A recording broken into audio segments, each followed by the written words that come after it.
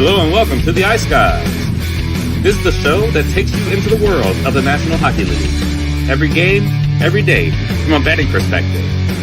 With pro sports handicappers, Ian Cameron, Alex B. Smith, and various guests from the world of hockey and sports betting.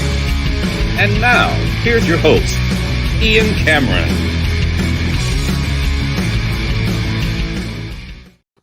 Welcome to the Ice Guys, Saturday, January 13th. Ian Cameron, Alex B. Smith, Zach Urban, ready to break down the Saturday NHL card, and it's not your average Saturday. Well, it's a big Saturday card every week, but this is different. All 32 Saturday here in NHL action is in all 32 teams on the ice in action today, 16 games, and as, of course, our tradition, we'll break down each and every game right here on the show today. Before we get into today's card, let's look back briefly on last night, and I'll just be quick, and then we want to talk actually a little Chicago Bulls Jerry Krause situation that happened last night as well. But just on the games last night, it ended up being a profitable night, and at the very beginning, it was like, wow, scoreless into the second period with the Predators and the Stars as another first period under goes by the wayside, first period over, I should say, goes by the wayside with the Stars. But I know Alex jumped on a live over. I had the full game over pregame, and I didn't jump on a live over, and I should have. I just said, you know what? I'm still going to hold out faith. We can come all the way back, get the over 6.5. And that's exactly what happened. It just exploded. The goals came fast and furious. Kevin Lankinen realized he was Kevin Lankinen the later the game went on, even though he started the game pretty well. Although, to be honest, Dallas didn't really shoot the puck enough early in the game. Then when they finally started to get those chances, the pucks went in. We said on the show yesterday, Jake Ottinger's potential return, which did indeed end up happening for Dallas, didn't really concern me with backing overs in that game because I figured he wouldn't be at his best, not in his best form, not sharp, and he wasn't. And it's becoming a little bit of a milder concern right now for Dallas Stars fans and certainly management, the coaching staff. It's not like Jake Ottinger was playing phenomenal hockey in between the pipes before his injury. So all of a sudden, some concerns there. As Kevin in the chat says, great to point that out. Dallas with 11 straight overs at home after last night. And Nashville gets the victory 6-3 over the Dallas Stars last night in that game. Dallas still having some consistency issues, particularly at the defensive end. And we'll see if Jake Ottinger can get back into form. Now, part of me said he was going to struggle last night because A, he struggled before the injury, and B, because he's been off so long. I mean, it's just difficult, with the rust factor to be on your game. But at the end of the day, he wasn't great. We'll see if he can turn it around. And then we had Philly and Minnesota. Beautiful result for me. The draw, a best bet, a rare draw best bet for me at plus 340 with the Flyers and the Wild last night. Phenomenal hit there. And I even had a smaller bet with the Flyers last night at minus 105, and the Flyers come back from 3-1 deficit to win in overtime 4-3. Another point for Jamie Drysdale, by the way, last night in the second game with the Flyers. And just terrific resolve from the Flyers. That game looked like it was getting away from them at 3-1 Minnesota early in the third period. To come back and win that game, great job by the Flyers. To find a way to get 2 points there when it wasn't looking good. And for the Wild, between the blown lead and there was a bit of a non-call that probably was a suspect non-call, if you will, in overtime. I've seen worse, but you could make a case there should have been a penalty there possibly. But between that and the call that was not made in overtime, that is a brutal, and I mean brutal loss for the Minnesota Wild, a team that can't afford it, when they're already several points out of the wild card right now. So terrible loss for the Minnesota Wild. And like I said, I think they're getting closer to sell mode right now. Alex, thoughts on last night? Yeah, definitely. Like you said, this is a Wild team that does not look like a contender at all. But it was a great contest, back and forth battle, and nice to see another draw cashing. Like I said, you had it as a best bet, so kudos to you. And we looked like it was going to be, at one point we could be seeing both games finish in regulation, but then we saw the, get back and forth pace. And like I said, these are those kind of styles and matchups that make up draw season. We're going to talk about this ad nauseum for the next 2 months because we're going to continue to see it for the next 2 to 3 months. You have those close division games. You have teams that are in opposite conferences where, okay, it's not so much an opus on beating them so much as what we got to do for our game. Like we talked about, these teams that are going on these long road trips, these teams that are, kind of just fighting through the dog days of the season. They're all about surviving at their own pace, getting the points that they need, finding ways to win in close games. And you look at that game with Dallas, Dallas and Nashville. That's one of those contests where you're gonna look back and see, man, we missed an opportunity. If you're a couple of points out of having home ice, you're a couple of points of missing, being in the playoffs or missing the playoffs. Those are the kind of games that will kind of stick with you. We'll see a lot of those matchups pop up, like I said, from now all the way until the last day of the regular season, and it's gonna make for some exciting hockey, and it's gonna make for some great betting advantages as well. It will. Zach, did you see a second of hockey last night? Probably not a second. Not a second. I'm not a Friday night hockey guy. I went out for dinner last night with the family. Spent some gift cards from Christmas. So, yeah, I didn't watch any hockey. No, that's all right. I'm sure you'll make up for that a little bit and then some today with this Saturday card. That was a good night to skip. To be honest with you, I was tempted not to watch any of those damn games. Yeah, I did a little bit of box score watching. I didn't notice Philly made the comeback until the game was well finished. So that was kind of nice to see. They seem to be going in a decent direction. So I've been enjoying Tortorella's interviews and stuff as of late, but there's been a little bit more in it lately. So that's always nice. So I saw that one. I can't remember the player, but one of the guys when they were playing in Minnesota and he was scratching them. Bobby Brink. Yeah, Bobby Brink. And he was like, this is the NHL, the National Hockey League, like, and this and that. I thought it was pretty funny. So, yeah. I mean, that's Torts. Yeah. I mean, you got to be playing well to get in the lineup. He doesn't care if the guy's going back home or if he's got family in the building or whatever the case may be. If you're not playing well right now and he doesn't think it suits him and the team well to put Bobby Brink in against this particular opponent, he's not putting him in. Simple as that. Absolutely. But here's the thing though. Nick Delorier, and granted he did get into a fight last night. Was Nick Delorier really the moving needle to them winning that game as opposed to playing Bobby Brink? Really? Was he? Well, to be honest, I think when they fought, like Philly didn't get off to a great start in that game, and then they fought Maroon and kind of like got them a little back into it mentally. They had a couple good shifts after that fight, which was a great fight, by the way. It was pretty good. It was a good fight. It was actually a good fight. Yeah, it was. I mean, Delorier is the heavyweight champ in the league, essentially. Yeah, so. For sure. Delorier got the better of Maroon, and that's not easy. Maroon's a big. He's called the big rig for a reason. And I think he's fallen off a little bit each and every game, but. I found that. Yeah. He probably felt like he had to fight in that game too, knowing that he was the guy that was going to be coming in with all the, everybody on the radio and TV that day talking about Brink being scratched. I'm sure he probably felt like, hey, if I'm going to be in the lineup taking a spot of this guy, I really need to step up and do something. And maybe that's why, more incentive of him getting into that fight and kind of sparking his team. Yeah, I think there's truth to that. Now, this is not, we usually keep it to hockey, but we do want to bring up something that happened NBA-wise last night. It was obviously Ring of Honor night for the Bulls, the 90s Bulls in particular, those championship teams. And, of course, the architect of those teams was Jerry Krause, the GM, who's actually been deceased for quite some time now.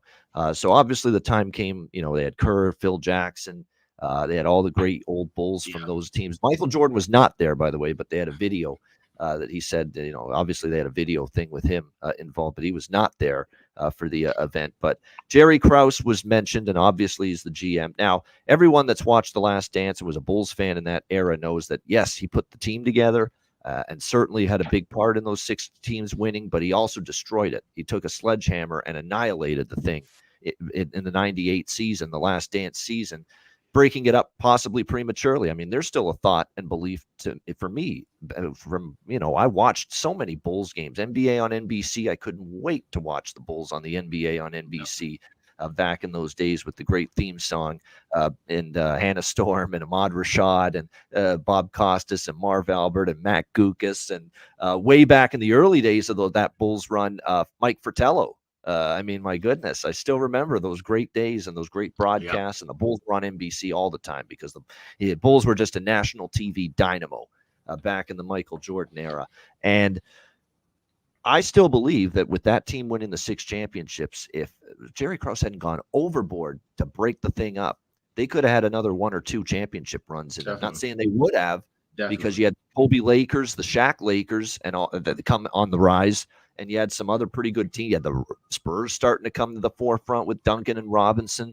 But they would have been in the mix. You better believe it. You would have kept that group together. They're absolutely, at the very least, contenders again to win another championship. But we'll never know. because Jerry Krause was just bound and determined to break it up. And obviously people have every right to be livid with the way he treated Phil, the way he treated, Scotty, MJ. You go on down the list. They have every right to be pissed. So I understand why Bulls fans to this day are angry with what Jerry Krause did at the end. I'm torn on what happened last night with booing him. A, the man is dead. B, his widowed wife is in attendance there, sitting there when that happens, when that moment, when Jerry Krause is honored, and she has to hear the boos, and you could see she was obviously upset by it, brought to tears. And so I get it. I understand the reasons to be pissed at Jerry. If you're a Bulls fan, you have reasons, and I agree with those reasons to be angry. But I'm not sure last night was the night to booing him because A, he was dead. Now it's not just that he was. If he was dead and Mrs. Krause was not there, and you booed, I'd have a little less problem with it.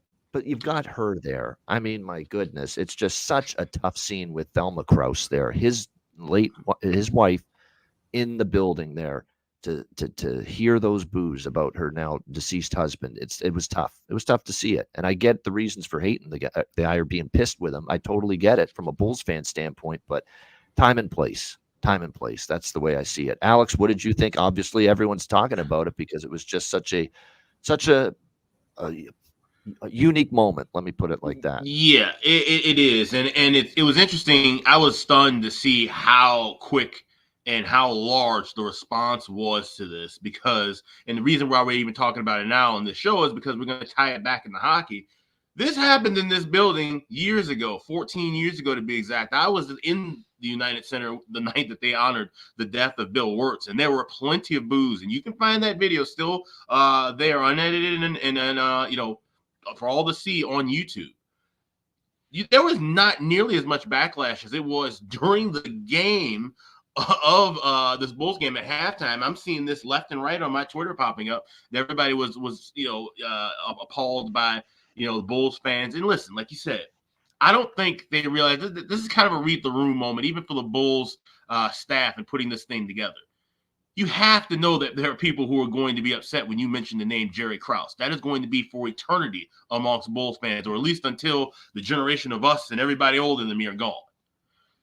The fact that you didn't put his wife on the screen first in talking about him, you could have squashed this whole thing by saying, hey, this Thelma Krause, and then talk about the legacy of Jerry Krause, and that response would not have happened. But because you flip-flop that around and you all of a sudden just throw up a photo of Jerry Krause on the screen, you're going to get boos. If you did that in the middle of a game, you're going to get boos. If you did it before the game, the 5,000 people that would be already in their seats, they would probably be booing. So it was a bad move for the Bulls. It was a bad look for the fans, knowing that there would be somebody there.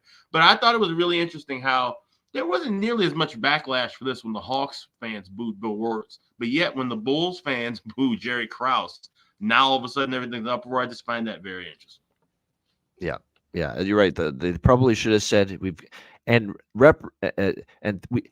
shouldn't have even said and representing Jerry Krause as his wife or Thelma.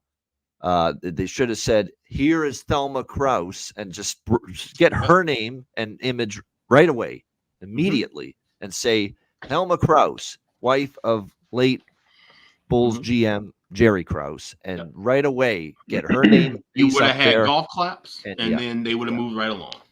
I never thought of that. That's a phenomenal point to consider. There's no question that might have changed things, no doubt. So yeah, just unfortunate is what I would say about the whole thing. Hopefully, no lack of fortune for us today betting this NHL card on this Saturday. How about that for a nice little segue? I'm proud of myself. I think that's one of my better ones there. All right, let's get it rolling. We've got 16 games. I am going to try, and that's not always easy for me, but I'm going to try to be a little shorter with the analysis here today with 16 games on tap. We don't want to be here for 4 hours, and we're not going to be here for 4 hours. So let's get into it. We will begin with, this is the first Saturday of ABC Hockey Saturday, making its return to the national TV airwaves. Of course, starting in January last year, we saw a Saturday afternoon hockey on ABC every single week the rest of the regular season. We're getting into that habit now today. Rangers, Capitals on ABC McDonough's back in the mix with Ray Ferraro today for this game with Emily. We got Rangers Capitals, Rangers minus 160, road favorites, 6 the total here in this game. Rangers, obviously, look, trying to bounce back. That was not a great game from them against the Blues, 5-2 loss in St. Louis. So they're kind of, they've got a couple of rough games. You start to worry. I start to worry a little about the Rangers. They're only, 4-6 in their last 10 games. They haven't played great. But here's Washington, 3-7 in their last 10. They've lost 3 of their last 4. They're coming back down to earth dramatically. A 4-1 loss for them to the red-hot Seattle Kraken in their last game. I think the Rangers, it sets up well for them here. I want to keep fading Washington. It's been working lately. This is a step down in class for the Rangers after some of the recent teams they've played. So I could see them bouncing back here in this game. The only question is, how do I want to play it? Do I want regulation? Do I want -1 to cut the juice down? Jonathan Quick, Charlie Lindgren, by the way, confirmed as your starting goaltenders. Now, they might be without Zibanejad again. He was a late scratch against the Blues due to an illness, so we'll see if he plays.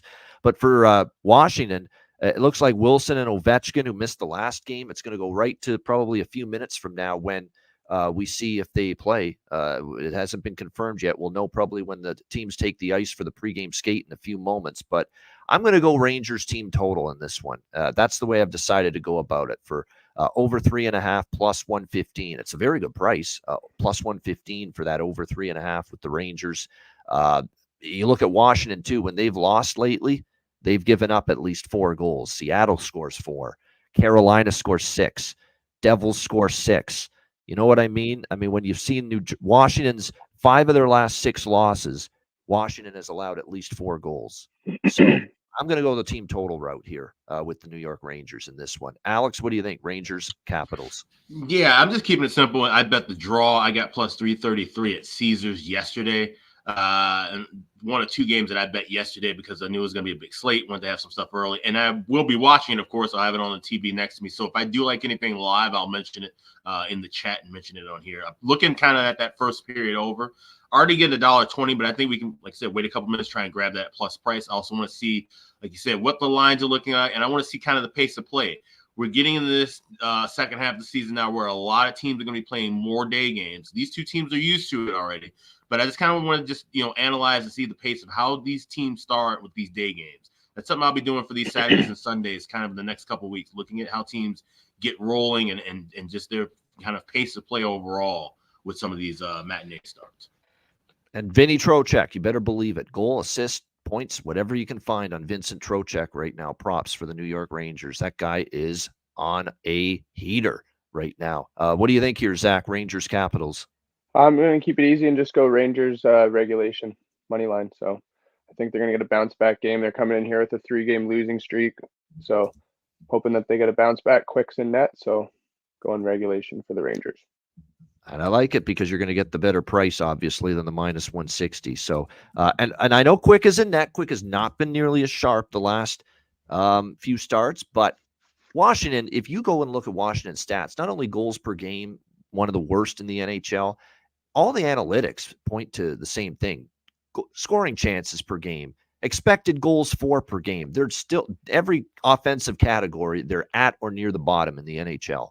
So this is an opportunity for Jonathan Quick, I think, maybe to have a good game here. I know he hasn't been nearly on top of his game lately, but I definitely think we could see him bounce back, have a better performance, because this Washington team, they're near the bottom in a lot of offensive categories. Speaking of near the bottom, we've got San Jose here against Ottawa, who are playing like they're near the bottom right now.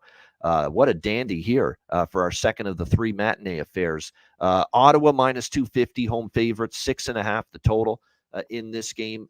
It looks like for goaltending, we don't have an Ottawa confirmation, but it will be Mackenzie Blackwood for the San Jose Sharks. I took a piece of San Jose here. I did. To me, this is Ottawa off a long road trip. This is Ottawa in dreadful form right now. And say what you will about San Jose, for as bad as they are and bad as they can be on a night in, night out, game in, game out basis, they are off a win that snapped a massive 12-game losing streak. And sometimes when you snap a long losing streak like that, I've said this angle before, you get a little bump from it.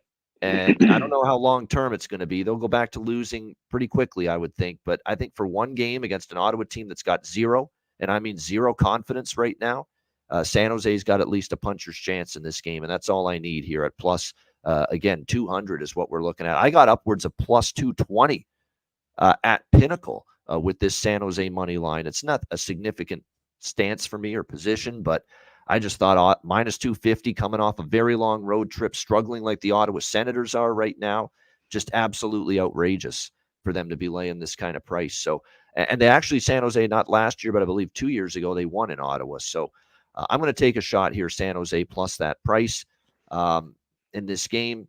That's about it. I mean, you know what I might do as well, because I was just thinking of this. What's Ottawa's issue been lately? Defense and goaltending. And to me, until they get practice time and they have a few games in a row at home and they get some more extended time to work with Jacques Martin and the coaching staff to work out these defensive issues, I think they're still going to struggle in that regard. So I'm going to split the plus 220 bet on San Jose money line with the team total over 2.5 for San Jose at minus 110. Because asking any team to score 3 goals against the Ottawa Senators at the moment doesn't seem like a huge thing to ask at this point in time. So we'll see how it goes. Good point in the chat. Josh Norris out. Shane Pinto is back skating with the team, but his gambling betting suspension is not over yet. He's still a couple weeks away from returning with that. He's not back, Alan. He's just skating with the team. His suspension's not done until, I think, a week or two from now, but he's closing in on a return at the moment. And Korpisalo is expected. And I'll tell you what, yes, defensively, they're a mess, Ottawa, but Korpisalo hasn't been very good either. He's part of the issue at the moment as well. So I'm going to do a San Jose and team total over split here in this one. Alex, what do you think here? Sharks, Senators. Yeah, I mean, it makes sense historically to back San Jose at this plus price. They've won 3 of the last 4 meetings. They did win a meeting at home last year, swept the series 2 years before that. But I probably won't be doing anything with this game. There's another good game on at the exact same time. That's the one I'll be watching. So I'm just a passer. And I know which one you're talking about. And we'll get to that next up. What do you think here, Zach? San Jose, Ottawa. Yeah, the only thing I really like is the team total for the Sharks. Over 2.5 goals. I think you can get minus 140, maybe a little bit better at some other sites there, but it's not the best value, but I feel like that's a pretty good bet in this game. And I don't really know what the outcome is going to be, but I feel like Ottawa is one of the worst teams in the NHL. So it's kind of tough to bet those games for me. Yeah, there's some truth to that. No question about it. All right, here's the other game at 4 p.m. Eastern that Alex referenced. It's a little bit more of an appealing matchup. The red hot surging road warrior Vancouver Canucks taking on the Buffalo Sabres. Vancouver minus 150, road favorites, 6.5 the total in this game. What a road trip here for the Vancouver Canucks. Not easy for these West Coast teams to go east and not only play, but play well. And the Canucks are managing to do that. They did have a tough start to the road trip. St. Louis got them into the meat grinder and pulled out a 2-1 victory over the Canucks when Vancouver started this trip. But then they got to the Eastern Conference part of it, Eastern teams, and here they are 4-0 on this Eastern part of the road trip, beating the Devils, beating the Rangers, beating the Islanders, and of course, surviving Pittsburgh, who came back from a 3-1 deficit, tied it, but Vancouver won it in overtime 4-3 to make it a 4-0 road trip so far. Definitely, there's a lot I like here in this game. I'm on both teams to score first period. That's something I cashed with the Ottawa-Buffalo game on Thursday night. We have Demko and Levi as the projected goalies. Neither is confirmed for their respective teams. I'm on Vancouver team total over 3.5 again. I mean, they are just on fire at the offensive end of the ice. It's not like we consistently trust the Buffalo Sabres to shut the door night in and night out. You look at Vancouver, the 4 wins on this Eastern road trip, 6, 5, and 4. I mean, they've been absolutely lighting it up in the 4 victories that they've had on this road trip. I was on a Vancouver team total against Pittsburgh, split with the Canucks money line, and also over 6.5. That's another thing to point out. 4-0 on this Eastern part of the road trip for the Vancouver Canucks. All 4 games have gone over the total.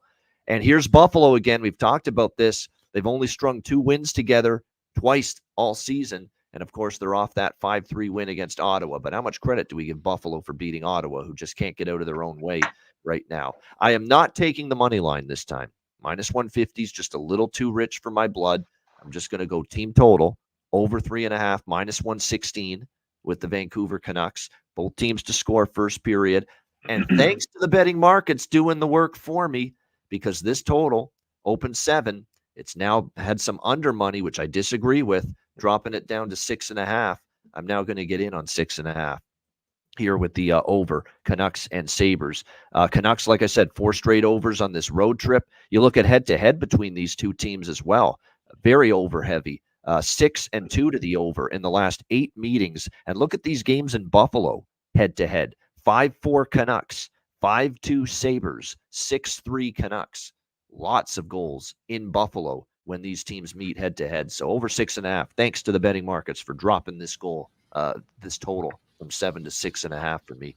Alex, what do you think here? Canucks, Sabres. Yeah, I too am appreciative of the betting markets dropping this down, because now with the 6.5 floating around at 125 or 130, that gives us the opportunity to look for a 5.5 in game at minus 125 or 130, which is what I'll be doing. But it's a good move, Ian, to stay away from Vancouver as far as money line goes, because I think they lose this game today. And talking with a fellow colleague, shout out to So Money on Edge Work, who's a huge Canucks fan, and he kind of pointed this out. This is a very long road trip. And you know, they're due to lay an egg at some point. And what spot better than against a weaker team, early start time, kind of an odd body clock kind of a game. And we've seen Buffalo play well in these games. We saw Buffalo shut out Colorado at home in one of these on a weekend afternoon game. I remember that. Yeah. So this is a spot where I think we can trust Buffalo here at a plus price. That's something I haven't been able to say a whole lot this year, especially, as I said, coming off of wins. But I think they get their longest win streak of the season. Give me Buffalo plus 130 and give me the over in game.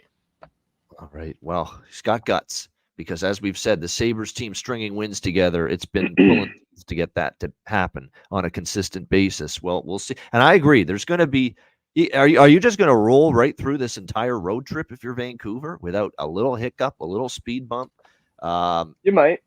That's why I'm on the team total, because I could easily see 5-4 Sabres here in this game, and the team total for Vancouver still gets there. And it did the last meeting in Buffalo last year in November was 5-4 Canucks. So the Canucks did win the game there. And that's another thing, too, why I like the team total. When Vancouver beats Buffalo, they're scoring goals 5, 6, 6, 4. I mean, every Canuck win against the Sabres over the years, they've scored at least 4 goals.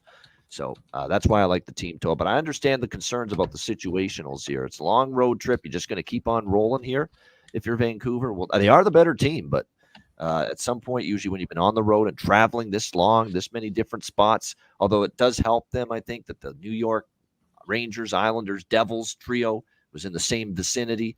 You don't have to travel too much for those 3. And then you went to Pittsburgh. And you're only making massive travel change from the New York trio to Pittsburgh, and then Pittsburgh to Buffalo.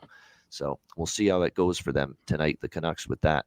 It'll be interesting to see, too, with Vancouver. I'm sure they're probably going to have to wait out whatever storm is going on in Buffalo. Of course, as you mentioned, Buffalo having to rearrange even the NFL playoff game. So that would be kind of an interesting thing to see, too. With them being on this long road trip, now they're stuck in the East Coast with the crazy weather. Keep an eye and see, we talk about how, weather can affect an indoor game, but these teams got to get places. So if you got teams, I was looking at this in college basketball yesterday, there were teams that were waiting forever to try to travel to certain places. So that happens with the NBA, that happens with the NHL too. Definitely check Twitter, check beat writers, and see. You find out some teams been, waiting around to fly. They've been sitting in a plane idle for 2 or 3 hours late at night. That can make a big difference in a handicap. Yeah, definitely. And this is, that's what we talked about yesterday. I remember we talked about this, I think, on Thursday when Matty Robinson joined us, that situations versus current form. Current form is Vancouver. There's no question. But this is a dicey situation, because this is long travel now. This is the back end of the road. You're on the back 9 now, to steal a golf term, if you're Vancouver on this road trip. You've only got Columbus next up on Monday, and then you're finally going back home after that. So we'll see. That's definitely a concerning spot. Like, if they were to win today, I'd be really deathly concerned about the Columbus game. Because that's the tail end of just this brilliant road trip. And then you finally get back to Van City after that. And they're going to be laying a much bigger number, obviously. And you could even add another wrinkle if they face Spencer Martin in that game, too. There you go. Not that he's great, but he's going to be amped up to play the Canucks, his old team. And they'll probably give him that start. No question. What do you think here, Zach? Vancouver, Buffalo? Yeah, I might put a little bit in the draw, honestly. I feel like it could be a close game. Buffalo and Vancouver are going to come out good. So, yeah, I don't know. Rick Tocchet's got those guys right around his finger in a good way, I think. So I don't know what to expect. I don't really have too much confidence on taking either side right now, so that's just kind of leading me to take a little bit on the draw, maybe even put a little bit on the first period draw as well. There we go. Great stuff. I'm seeing the numbers. 258 live viewers. I posted the link last night for this massive show with every team in action, hoping we were going to get a huge viewership here. And so far, so good. And look, we're just getting started, and we're already at the over 250. So that is great to see. Hit the like button. We appreciate it very much. Let's go to New Jersey. And by the way, I do want to mention we've got Jeff Skinner, for the Buffalo Sabres, currently out for this game. And Tage Thompson's a game-time decision, so keep an eye on that. So could see some changes for Buffalo. Like I said, if one or both of those guys are out, I would look at Peterka. I would look at Quinn as far as goal props on the Sabres side in this game. All right, Devils, Panthers. Now, the rest of the games are evening games. We've got Florida minus 220, home favorites, 6.5 the total in this game. Florida, not their best, but they find a way. They come back. They beat the LA Kings with a buzzer beater power play goal in overtime. What a terrific run it's been for the Florida Panthers. They have definitely, in my opinion, affirmed their status as a Stanley Cup contender. That last year was really no fluke, which, look, that was in the back of my mind that maybe they just got red hot last spring and they can't carry this over into this year. But this has been a run of dominance. 9 straight wins, 3-2 in overtime against LA. They did outshoot LA 41-33. So again, they carried the play, and that's been the impressive part. They've carried the play in all these games, destroying Arizona in the stats, owning the game and the puck against Vegas, owning the game and the puck, especially early against Colorado. I mean, on the road, these are impressive W's from the Florida Panthers. Dominance, really, at both ends. Bobrovsky's playing well. They're scoring goals in bunches. Why? Because Tkachuk, Verhaeghe, Bennett, Reinhart, and everyone's on fire at the same time for the Panthers right now. So I'm not stepping in front of Florida. You guys know that. New Jersey, 4-3 loss in overtime. Frustrating loss. Good effort. I thought the effort was very good for New Jersey, considering they had no Jack Hughes in that game. Andre Palat's still out. Timo Meier is on IR. And, of course, they've been without Hamilton for a while. Siegenthaler now, key defenseman, also on IR. And yet, they were right there with Tampa and just couldn't close the door. And they lose 4-3 in overtime to the Tampa Bay Lightning in that game. So, for me, it's Florida or nothing, but now we're at the point where, the betting markets are catching up to this dominance for Florida. I mean, minus 220, certainly not the price range that I am looking for with these two teams. This is my first draw sprinkle of the day. The Devils went to OT, obviously, against Tampa. Florida went to OT against LA. You look at recent head-to-head meetings, New Jersey, Florida, we've had pretty competitive games. We had a 4-3 Florida win in New Jersey earlier this year where it nearly got to OT. So, for me, the draw is really the only thing I'm interested in here in this game. What do you think, Alex? Devils, Panthers? Yeah, I really like this draw. This is one of my favorite on the board at plus 390 at FanDuel, plus 391 at Pinnacle, plus 375 at Caesars. And these are great prices because there's a couple of draws that I like tonight where we are right at that threshold of plus 300. Books are catching on, as you mentioned, to a lot of different things. So we have to react accordingly. This is one I really like. And like I said, looking at some of these kind of conference and division opponents that are battling for spots, New Jersey needs all the points they can handle right now. And this Florida team's been rocking and rolling, but so some of these streaks are going to have to come to an end. Maybe this is a kind of tight, dicey game. And we've seen Florida kind of, scratch their way into some overtimes and get the win, pun intended. I think that's one of these games. So give me the draw plus 390.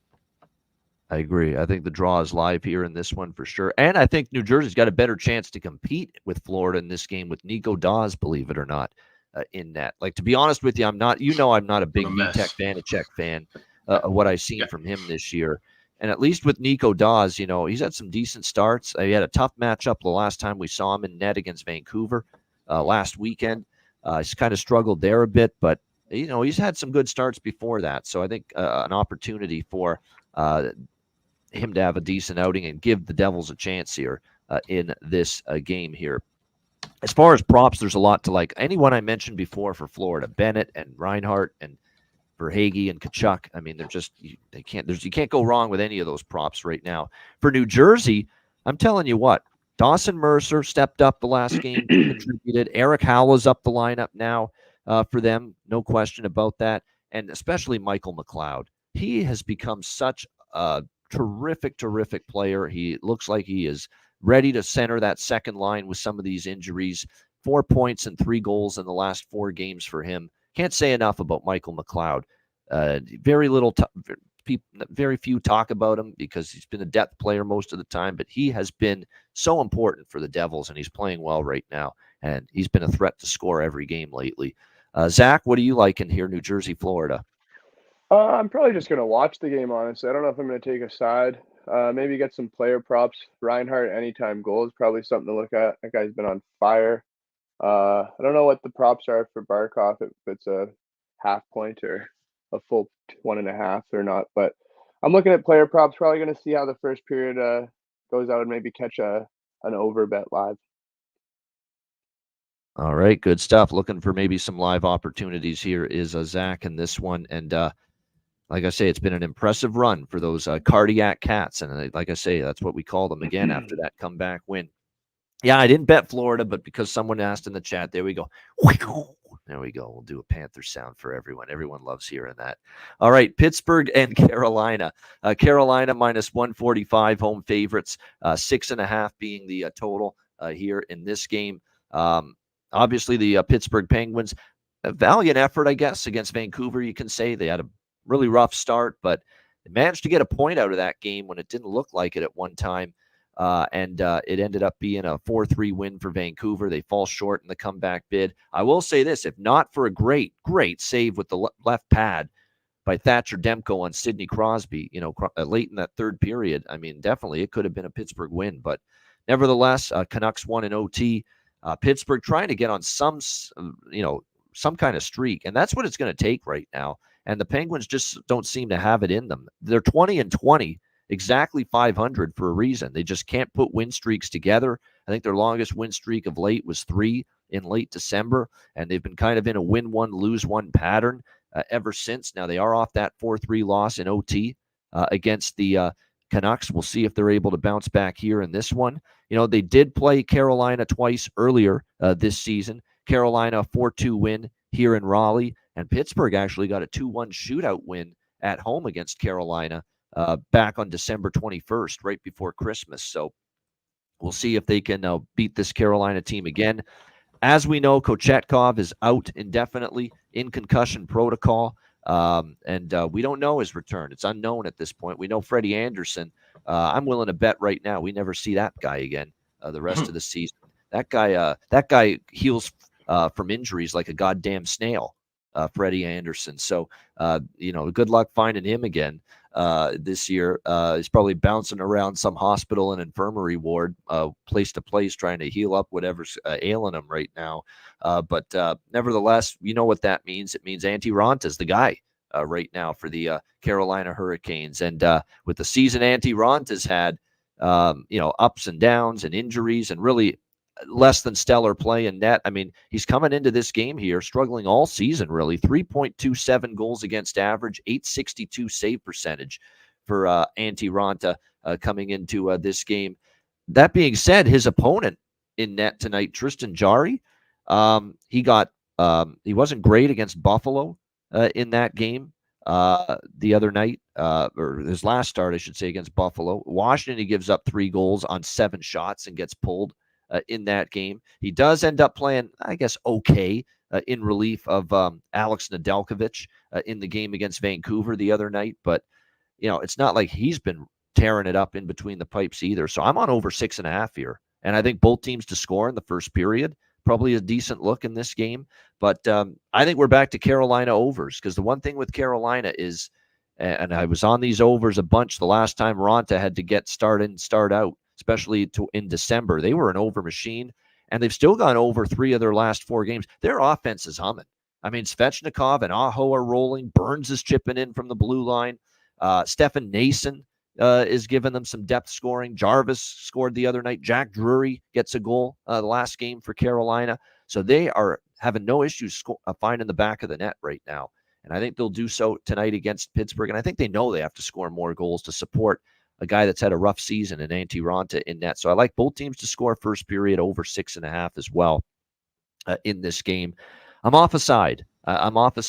in this game. I'd lean Pittsburgh because I'm not really interested in laying a price with Carolina when Ronta's in net, but I don't know if I trust Pittsburgh enough. So sticking to the totals, sticking to goals in this game. Alex, Penguins, Hurricanes. Yeah, so I'm gonna get creative and fun with this game. I like the first period over 1.5. You can lay $1.35 at Caesars. Anything $1.40 or cheaper, I'm going with that in the first period. I like both teams to score in the first period. I got plus 156 is what I'm seeing at FanDuel. 150, yeah, 152 for both teams scoring the first period. I like the draw here. I grabbed that at plus 380 already. And I like correct score 4-4 plus 2,600 at FanDuel, which also lines up with going over that 6.5, which I grabbed at minus $1.10. So I'm liking goals as well. I like the draw, and I'm taking a little shot here, try and get a big one with a 4-4 correct score here with Penguins and Canes. All right, 4-4 correct score. I'm actually going to add the draw because I'm just looking at the head-to-head. 4 of the last 8 meetings with the Hurricanes and Penguins have gone past regulation. That's enough for me to pull the trigger with a draw here in this game. Zach, how about you? Pittsburgh, Carolina. I'm liking the over in the game as well, kind of on that. I think I'm going to kind of watch the first period of this one and kind of see where it's at on each side before I jump on a draw, because I kind of want to get on the draw too, but I want to wait till the first, see if Carolina comes out flying, puts it away early, or vice versa even. So NHL has been wild in the first period this year, so I kind of been waiting a little bit lately to do some live in-game bets. Would you play something small just to secure a larger price, and then kind of maybe look to jump in a little larger once you see what you're looking for in game? Yeah, I think I'm gonna just jump on the total before the game, and then I really just kind of want to see how the first is before I jump on a draw and see how kind of the play is and if it's tight or if we're opening it up early.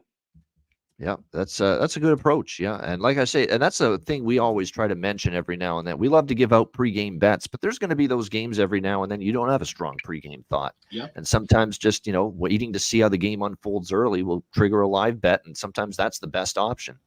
And I've always, recommended this too whenever talking about live plays. There's certain things where, I like a spot, like if I like a first or full game over live, but I will grab something at certain times, especially when you're talking about plus prices that can be volatile.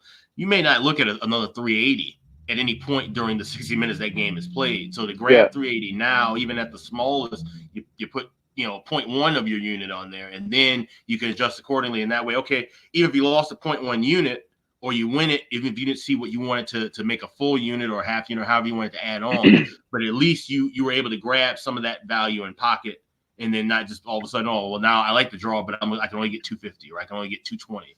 So it's something that just kind of give yourself a little bumper, even with a few bucks, that can go a long way over time. Yeah, absolutely. Yeah, definitely. Yeah, as far as props go, I mean, this is always a game where Aho and Svechnikov over 1.5 points. Like, I think if you keep on rolling back with those two, you're going to split because they're just in on everything right now. Jarvis, Nason, you got to look at. Nason's starting to heat up again for Carolina as far as goal scoring is concerned. Definitely agree with that. And then for Pittsburgh, I'd say Rickard Rakell, man. Rickard Rakell's been a nice fit with Crosby and Gensel on that top line. So we'll see how that goes. Funny, a friend of mine always thinks of that old, what is it, fairy tale or that old children's book or whatever the fuck it was, Hansel and Gensel. Yeah, you're right. It does kind of remind me of that. Hansel and Gretel, of course, was the name of it. Yeah, Hansel and Gensel. Yeah, so yeah, it's actually pretty good. For those of you that are old enough to remember, yeah, Hansel and Gretel, that old book. All right, next up we've got Anaheim and Tampa Bay. Tampa Bay minus 250, home favorites, 6.5 the total in this one. Boy, Anaheim, you look at it right now with what they are going through at this point in time. Tough sledding.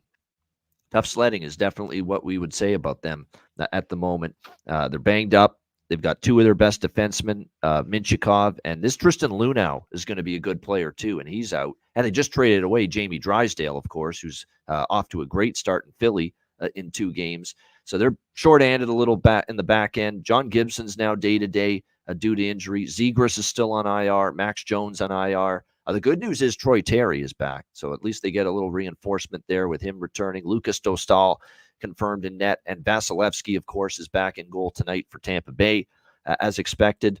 We'll see how this one goes. I mean, it looked like Anaheim for just a brief moment was starting to play a little bit better, get a little bit healthier. with some of their results, where they gave Toronto a tough game, Winnipeg a tough game, probably could have beat Detroit, beat Nashville 5-3, but then they lose 6-3 against the Carolina Hurricanes last out, and back to some defensive issues for them in that game. We'll see how this one goes, but Tampa Bay, it's all about focus for them, because if they are on top of their game, they are dialed in, they should win. Now, they did escape with overtime wins in each of their last two home games, albeit against better teams, the Kings and the Devils, in the last two games. They have certainly dominated this series, 6-1 in the last 7 meetings. I'm going to take a small shot on the over here. I mean, it makes sense to. 5-1 to the over in the last 6 meetings, Ducks versus Lightning. Anaheim's gone over in 2 straight. Tampa Bay here at home, we have seen them score at least 3 goals in 3 straight home games. 2 of those have gone over the total. So at 6.5, although I believe there's a couple of books that have 6 with juice. If you can find 6 with juice anywhere on this total, that's even better. But even at 6.5 plus 100 even money, I endorse that here with Anaheim and Tampa Bay as far as overs are concerned. Because you look at Anaheim defensively, I don't know if they're going to have a easy time of it trying to hold up here against this Tampa Bay Lightning team. But I could see them chipping in some goals as well. So it could be over 6 minus 125, minus 130 / over 6.5 plus 100. Whatever you can find, I look in that direction. There's totals I like more than this one, but it's enough for me to get involved. What do you think here, Alex? Anaheim, Tampa Bay. Yeah, this game's kind of a pass for me. If I were to look in that total department, I'm seeing a $1.40 for 1.5 in the first period. Maybe I'd take a shot with that, but I don't even think I'll even get around to catching too much of this game. On a day like this, there's got to be something that you cut out, and this is probably going to be one of those games I end up cutting out. Yep, nothing wrong with that. Zach, how about you? Anaheim, Tampa. I'm right on that same board with Alex there. I'm off the Lightning regardless of who they're playing, and even more so with this matchup. So yeah, I got nothing on this one. All right, nada, nothing wrong with that. All right, Edmonton, Montreal. We've got the Oilers minus 240 road favorites, 6.5 being the total in this one. This Edmonton streak just continues, although my goodness, it definitely the last 2 games was not easy on this road trip. Chicago, they squeak it out 2-1. 3-2 comeback win in overtime against Detroit the other night for this Oilers team, but they keep finding ways to win, and you got to give them credit. And that's what it takes. Sometimes you don't play your best and you find a way to win. How about the Oilers that have gone 3 straight under and not even close to hitting overs the last 3 games? That Edmonton-Detroit game was scoreless, after the first 2 periods. First scoreless Oiler game, in 2 years, according to Jack Michaels, the excitable play-by-play voice of the Edmonton Oilers. 3 straight unders for them. Their defense and their goaltending, I mean, how much do we credit Knobloch and how much do we credit, the players are just playing better, and Skinner is giving them good goaltending. And even Pickard wasn't bad against Detroit when he got that start. Now, he only had to face 17 shots, but he was solid, gave them a chance, and Skinner's been good. They've given up 2 goals or less in 6 straight games. See Edmonton Oilers, folks. They've given up 6 straight games of 2 goals or less to the opponent. So that's a pulsating action. Yeah, that's Jack Michaels. I love doing that voice. That's exactly how he sounds. Yeah, pulsating action. What a save by Campbell. Time to shine. Yeah, I love doing the Jack Campbell voice. That guy, he gets into it, man, for the Oilers. He's great. So this one, obviously, look, I can't go against Edmonton right now. How can you with this great run they've put together? But I'm talking about minus 240 right now for the Oilers, and it's just not going against them right now. Montreal, they've lost 2 in a row. Let's not forget that. They lose to the Flyers and to the Sharks in back-to-back games there. So against, Flyers are playing good. Sharks, that's a worrisome loss when you lose 3-2. Adam in the chat says over. And if you look at series history, and look, Edmonton's not an over team in current form right now, but if you look at series history, I mean, we've had 7 straight overs between the Oilers and the Canadiens, 6-2, 5-3, 5-2, 7-2, a couple of 4-3 games. I mean, every recent meeting has gone to at least 7 goals. So I don't know. For some reason, I'm seeing this Edmonton team transform into this, steady offensive team, but not explosive offensive team in recent games. And this team that's all of a sudden keeping the puck out of their net, at a very high rate. So I don't love the over, but I could get there. I could talk myself into it based on that series history for some kind of bet, probably a smaller bet, but maybe a small over. Nothing really much more than that here in this game. Alex, what do you think here, Edmonton, Montreal? Yeah, this would be one I would watch and wait for something live. If you like anything, even if you like Edmonton, hope for Montreal to get a 1-0 lead and you can get, a cheaper price on Edmonton regulation. Any way you can chop this up, you're probably going to get better numbers and prices and get a better feel for this game if you wait a few minutes. So this is a live game circle for me, and that's pretty much it. All right. What do you think here, Zach? Oilers, Habs. I'm looking at first period money line for the Oilers.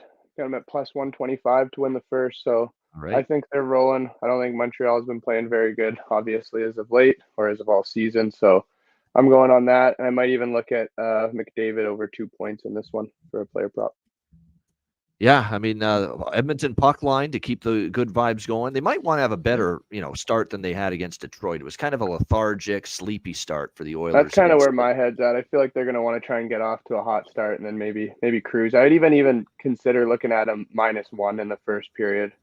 Yeah, pretty good value at that. I think it's like plus 350 or something like that. Yeah. So there's definitely truth too about Montreal playing up, into their competition, especially on a Saturday night home game, hockey night in Canada.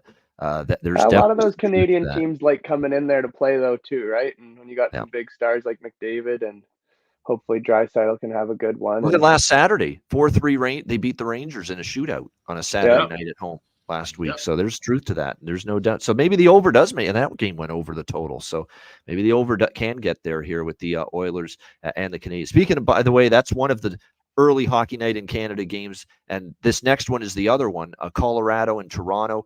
One of the great matchups of the night. We've got the Leafs -115 home favorite, 6.5 the total. No Kevin Bieksa in the studio tonight, but Paul Bissonnette taking his place tonight for a rare hockey night in Canada studio appearance. So there you go. Everyone bitching in Canada that, hey, they've got Paul Bissonnette and TNT doing a great job. You're going to get your fix of him tonight on Hockey Night in Canada, filling in for Kevin Bieksa on the studio panel. Avs and Leafs here. We got to make sure we're better than a kindergarten speller. Let's just correct that. There we go. Avalanche with the N in there. There we go. Toronto -1. Avalanche is what it said. Avalanche. That is what that said initially.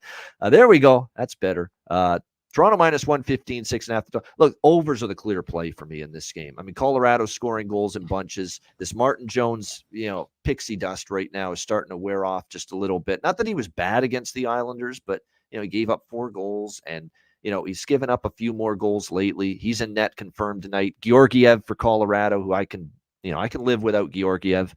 I don't think he's been great. Now, he did have a shutout against Vegas, but I don't think Vegas had the puck very much in that game when Alexander Georgiev had that shutout performance. So we'll see how it goes here. The injuries are really starting to mount at a concerning rate again for Colorado here. You've already got Miles Wood out. You got Bo Byram on IR. Landeskog and Lehkonen on IR. Although Landeskog, there's reports yesterday coming out that he might be able to return for the Stanley Cup playoffs for the Colorado Avalanche, which would be great because we kept on wondering if his career was in jeopardy, but sounds like he might be able to return from that injury before the end of the season, which would be huge, obviously, for the Avalanche moving forward. So there's some injuries, and the big one for Colorado is Big Val. Big Val Nichushkin, game time decision tonight for Colorado with an illness. And there's not a lot of injuries that'll say, the team becomes almost unbackable just because one particular player may not be in the game. But with Val Nichushkin right now, he has been in on so much of the offense. Look at these last 6 games. The guy has 6 goals, and he has 8 points for the Colorado Avalanche in the last 6 games. If he doesn't go tonight for Colorado, that is significant. And that is a huge, huge loss, huge blow for them right now in this game. That's not enough to get me to Toronto, but you know what Toronto is like. Sometimes in these spots, home game, Saturday night, where the crowd's at least a little bit more into it than the wine and cheese crowd you get through the week against a lesser team. And against a better team, they often step their game up. Toronto is one of those teams. They often play down to certain teams. They play up to certain teams. So it would shock me to see Toronto win this game. And Colorado, as we've talked about all season long, they've been mediocre on the road. They have not been great away from Ball Arena. How about 9-10, a losing record on the road this year for the Colorado Avalanche? So I actually lean Toronto just slightly, but I'm sticking to goals here. I'm sticking to the totals, over 1.5 first period, maybe both teams to score in the first period, and certainly over 6.5 in this game. And Alex will be back in a moment. He's on the draw. I'm going to obviously get on the draw. It's the Toronto Maple draws. How can you not? They are still the strongest overtime shootout team to go past regulation all season. I think it's a competitive game. So I am also on that draw here in this matchup with the Avs and the Leafs. Zach, what do you think here? Colorado, Toronto. Yeah, I think it's probably like a draw, maybe. I don't know. It's a tough bet for me. Leafs are so inconsistent. It's something that I might look like in game for something, but I think I'm going to go more player props on this one. I'm looking at McKinnon, anytime goal scorer, might even sprinkle a little on 2 goals. And I'd probably even do the same with Matthews. So kind of looking at player props. Obviously the draw's there, but I feel like Colorado's going to handle Toronto tonight. Like I said, not really a big Leafs guy, so I'm on the Avs tonight. Hey, they could. Yeah, Colorado's A game can absolutely beat Toronto. I hope I'll probably get on the over too, because I'm thinking it's going to be one of those entertaining, high-flying, back and forth, overtime-like games, but during regulation type play. So we'll see what ends up happening. Yeah, definitely. It's a good game. It's obviously, these are, in terms of skill, I mean, it's off the charts. You know, the skill on both of these teams and the ability to have game breakers offensively right now. There's no question about that. Alex is back with us here. Alex, I know you like the draw here primarily, right? Avs, Leafs. Yeah, that's my favorite play in this game. And like I said, this is one of those classic spots. Is it cross-conference teams? It's not, these are 2 top-tier teams, the teams that a lot of people might, have had circled or thinking as a Stanley Cup preview. So it should be a good back-and-forth battle. But like I said, I can see where this game would kind of be tight, going back and forth in that pace, and both teams would certainly want to get 2 points against the other, knowing that these are higher tier opposition. So I think the draw is definitely worth a look here. That's the only play that I really kind of care for. Even though this is a cheap price to get Colorado, but we've seen Colorado, like I said, on the road in some dubious spots. And Toronto, it's funny, we talk about how bad they are laying a big price at home, but this is a reasonable price at home. So I'm torn on the side in this contest. I like the draw, more than anything else. And of course, the Toronto Maple draws have been one of our favorites this year. We can't get enough of betting this team as far as the draws are concerned. They have been just an absolute wagon as far as cashing draw bets this season. As far as props, I'm looking to see if there's any major lineup shakeups here. Colorado, there's going to be some opportunities to get some value here. If Big Val is out, if he is out, that is, there's going to be opportunity to bet whoever takes a spot on that second line, and there's probably going to be value there. I would go back to Jonathan Drouin as well. Now, he has been snake bit. He's had chances galore. He's still been pretty good the last week or two. So definitely keep an eye on Jonathan Drouin. I would still maybe take a shot prop-wise on him here tonight in this game. All right, we go to the struggling Los Angeles Kings as they take on the Detroit Red Wings. LA -150 to -160 road favorites. 6.5 being the total in this game. This is another draw for me, believe it or not. I mean, I could see this being close. We saw Detroit go to OT with Edmonton, their last home game against the Oilers, and the Oilers are playing some great hockey, and Edmonton or Detroit takes them to overtime the other night. Detroit and LA just played a game that went past regulation head-to-head against each other in Los Angeles 9 days ago. In LA, Detroit comes back and wins 4-3 in a shootout. The Kings have got we've got the Los Angeles Kings here that all of a sudden have become a nice little draw team lately. How about 4 of their last 6 games have gone past regulation going into this matchup tonight against the Detroit Red Wings? So I'm liking draw here. And, at some point, I think the Kings are going to win. This is another spot where the potential is there for them to snap the losing streak that they're on, this 7-game losing streak. There's signs of their game getting better. I thought the Florida game was better than the Tampa Bay game, which was better than the Washington game. So they're stacking better performances based on the eye test, but it hasn't resulted in that win just yet. We'll see if it does tonight for the Kings. As far as goaltending in this matchup, it looks like we're going to see in the pipes, between the pipes here, Lyon and Talbot, but it's not confirmed yet on either side in this game. So for me, it's going to be a look toward the draw. That's pretty much it. Detroit overs have been good, but now there's a couple of games in a row that have stayed under. Kings, the last two games on this road trip, played a little tighter style of hockey, but the head-to-head has gone over in 4 straight, Red Wings and Kings. So I'm kind of torn on the total. And I cashed an over in LA when these teams played, so I'm torn on the total, though. LA's playing under hockey the last couple, and Detroit's actually played a little bit tighter the last 2 games, and Lyon's been solid in net, and he should get the start. If this was Reimer in net, I'd take the over. Lyon in net, not as much interested. Same thing with LA. If Copley is in net as opposed to Talbot, then maybe I take the over, but not with if it's Talbot versus Lyon, I'll probably stay off.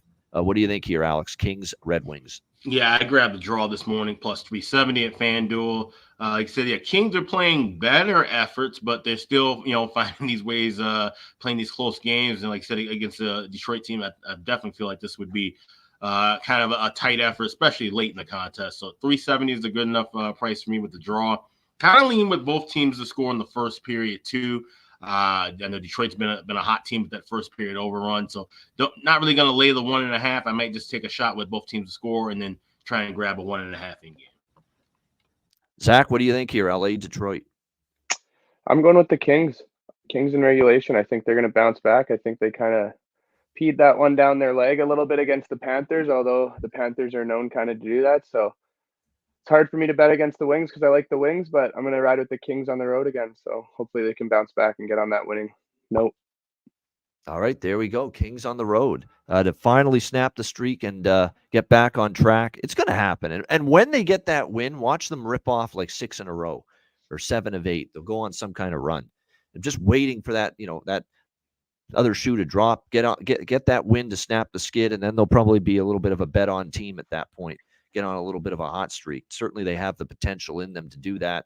As far as the prop market in this game, you look at the Kings, is there going to be any changes? Danault's moved up to the second line. I think he's probably worth a look as far as props just because of the change. And for the Detroit Red Wings, you've got Perron, Larkin, Raymond, DeBrincat, Comfer, Kane in your top 6. Perron, I still think's got a little value there as well. So there's definitely a couple of props I'm interested there with the Kings and the Red Wings. All right, next up, we've got Seattle and Columbus. Here's another team that is just on an absolute roll right now, and that is the Seattle Kraken, -160, road favorites in Columbus. The total in this game, 6, shaded to the over in this game. This was probably my Ian Cameron game that I recommend the under, and maybe watch it go over because of my track record recommending unders. But I don't know how you bet a Seattle game over the total right now. I mean, the Buffalo game did go over, but that's more so they scored 5 against a Buffalo team that comes and goes defensively. Other than that, they've been, winning low-scoring games and just relying on this incredible run of Joey Decord in between the pipes for the Kraken. He's been absolutely spectacular. Now, I think he's going to be due for a rest, and I'm wondering if that rest is going to come tonight, Alex, because we have not seen him confirmed in net yet for the Seattle Kraken. And that changes everything to me because he has been the undisputed backbone of this win streak for the Seattle Kraken.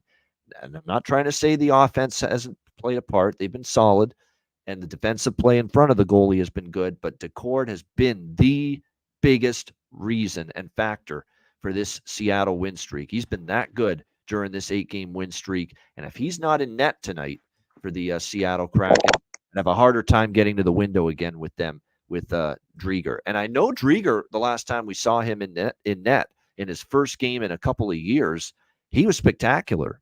He was. They beat Calgary 2-1, and he gave up just 1 goal on 38 shots. He was great, Chris Drieger.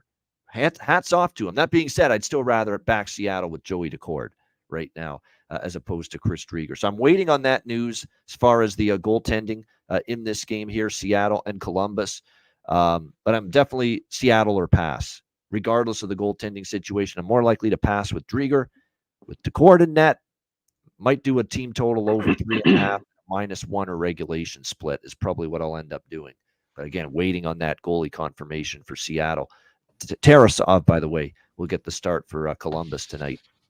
Alex, what do you think here? Kraken Blue Jackets. Now I'm taking a shot with Seattle in regulation. I'm seeing minus $1.18 up to $1.25 in different shops. I like Seattle here to win this game, regardless of who's in net. Obviously, I like it a lot more with the cord, and I think this price is kind of reflective that the cord is resting.